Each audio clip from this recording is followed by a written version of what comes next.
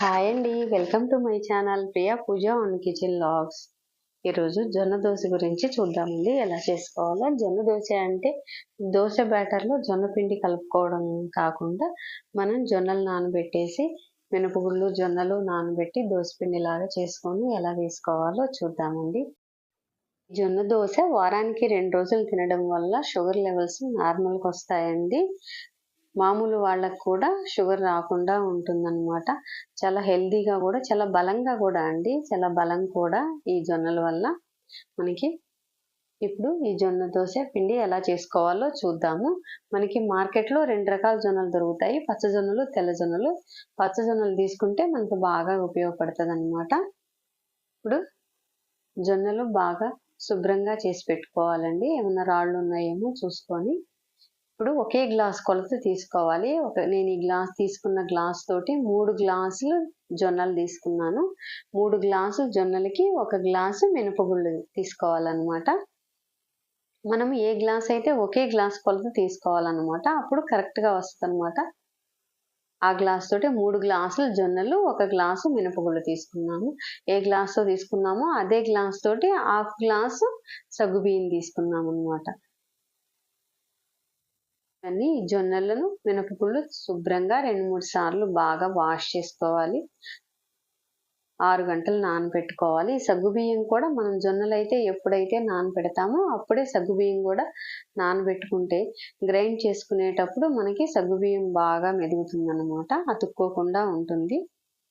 చూసారా, 6 గంటలు నానబెట్టుకుందాము. వీటిని 6 అవర్స్ నానబెట్టుకున్న తర్వాత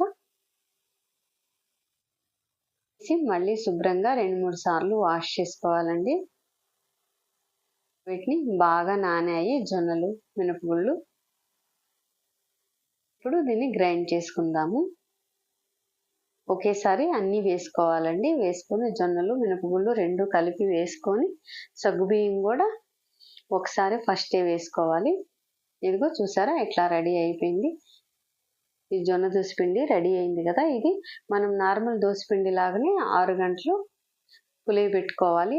మామూలు దోసపిండి ఎలా అయితే పెట్టుకుంటామో అలాగే ఈ దోశ బ్యాటర్ కూడా పులియబెట్టుకున్న తర్వాత తగినంత సాల్ట్ వేసుకొని కలుపుకోవాలి. ఇక్కడ కొంచెం గట్టిగా ఉంచానండి. ఇలా బ్యాటర్ కొంచెం గట్టిగా ఉంటే దోశ క్రిస్పీగా వస్తుంది అనమాట, పల్చగా క్రిస్పీగా వస్తుంది. మీకు సాఫ్ట్గా కావాలంటే, మెత్తటి దోశ కావాలి అనుకుంటే కొంచెం వాటర్ మిక్స్ చేసుకొని వేసుకోవచ్చు.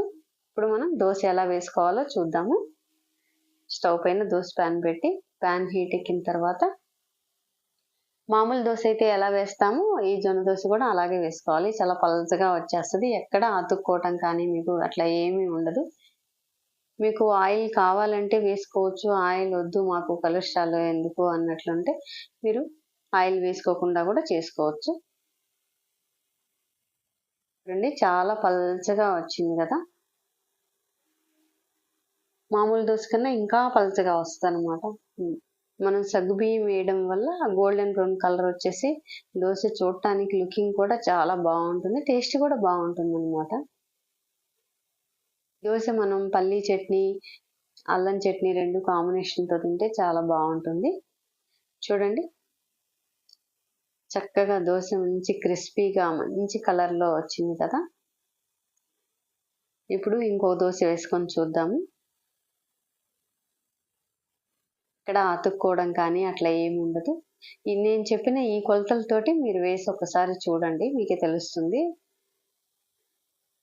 2 గ్లాసులు జొన్నలకి 1 గ్లాసు మినపగుళ్ళు వేసుకుంటే బాగా వస్తుంది అనమాట. 1/2 గ్లాసు సగ్గుబియ్యం వేసుకోవాలి. ఇంకా వేరే ఇంగ్రీడియంట్స్ ఏమీ వేసే పని లేదు మనం ఇందులో. ఈ 3 ఇంగ్రీడియంట్స్ తోటి మంచి పర్ఫెక్ట్ జొన్న దోశ పిండి రెడీ అవుతుంది. చూసారా, ఇందాక నేను దోశలో ఆయిల్ వేయలేదు, ఈ దోశకి ఆయిల్ వేసాను అనమాట. మీకు కావాలంటే వేసుకోవచ్చు, వద్దనుకుంటే వేసుకోకపోవచ్చు. ఎక్కువ టైం కూడా పట్టదు ఈ దోశ కాలడానికి. చాలా క్రిస్పీగా ఉంటుందండి దోశ. చూసారా, హోటల్ స్టైల్ దోశ లాగా ఎంత చక్కగా వచ్చిందో. ఇప్పుడు కారం దోశ వేసుకుందాము. ఎప్పుడు ఒకే దోశలు వేసుకొని బోర్ కొడుతుంది కదా, అట్లాంటప్పుడు ఇట్లా వెరైటీగా వేసుకుంటే బాగుంటుంది. ఈ దోశ పైన వేసే కారము నేను ప్రీవియస్ వీడియోలో దోశ కారం ఎలా చేసుకోవాలో చూపించానండి. కావాలంటే ఆ వీడియో చూడండి ఒకసారి. కారం దోశ వీడియోలో ఉంటుంది.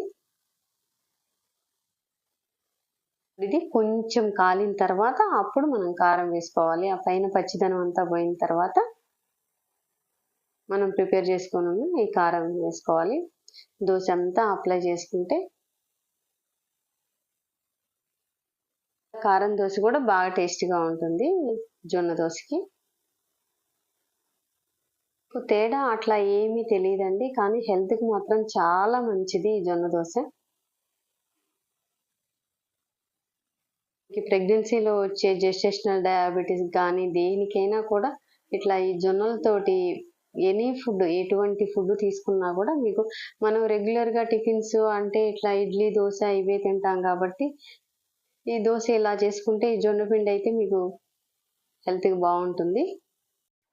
రోజుల్లో అందరూ ఈవినింగ్ టిఫిన్సే చేస్తున్నారు కాబట్టి మార్నింగ్ వేరే టిఫిన్ ఏదైనా తీసుకున్నా కూడా ఈవినింగ్ టిఫిన్ ఈ జొన్న దోశ తిన్నారంటే మీకు షుగర్ లెవెల్స్ తగ్గుతాయి. లేదంటే మామూలు వాళ్ళకైనా కూడా షుగర్ రాకుండా ఉంటుంది. ఫ్యూచర్లో కూడా అవాయిడ్ చేసిన వాళ్ళం అవుతాం అన్నమాట. ఈవినింగ్ ఈ జొన్న దోశని మన ఫుడ్లో ఇంక్లూడ్ చేసుకుంటే చాలా బాగుంటుంది.